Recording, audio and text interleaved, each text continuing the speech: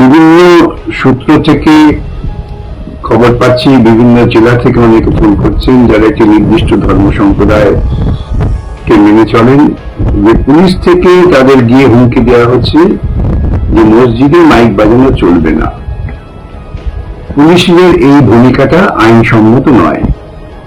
Mic প্রচার করার কোন নিষেধাজ্ঞা কোনো আইনে নেই। যেটা নিষেধাজ্ঞা আছে তা হচ্ছে পলিউশন কন্ট্রোল বোর্ড তারা নির্ধারণ করে দিয়েছেন যে শব্দের মাত্রাটা কত হবে। বিভিন্ন এলাকায় সেই মাত্রার বিভিন্নতা আছে।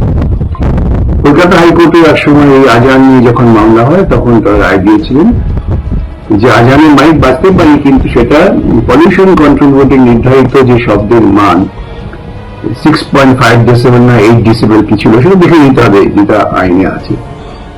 সেই সীমার মধ্যে আওয়াজকে রাখতে হবে যাতে অন্য কোন মানুষের শব্দ দূষণ না হয়।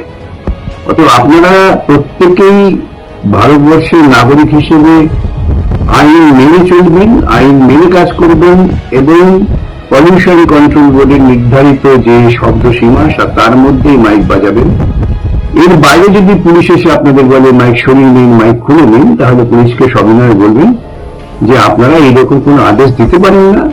যদি আদেশ দেন তাহলে লিখিত ভাবে দিন, কোন আইনের ভিত্তিতে দিচ্ছেন। কিন্তু আমরা আইন মানতে চাই, আমরা কোন রকম খেয়াল খুশিপনার মধ্য দিয়ে চলতে চাই না। এটাই হবে আপনাদের ভূমিকা। সকলের কাছে অনুরোধ, শান্ত থেকে সুস্থভাবে আপনারা প্রত্যেকের ধর্ম আচরণ করতে পারেন, ধর্মটাকে মৌলবাদী পর্যায়ে নিয়ে যাবেন না।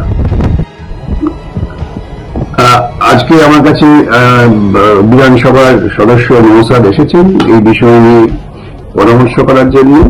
আমরা আদালতে আসছি, আদালতের কাছে আমরা একথাই বলবো যে পুলিশ প্রশাসন তারা আইন মেনে কাজ করবে। তারা আইন মেনে কাজ করলে পরে সাধারণ নাগরিকরা আইন মেনে কাজ করবে।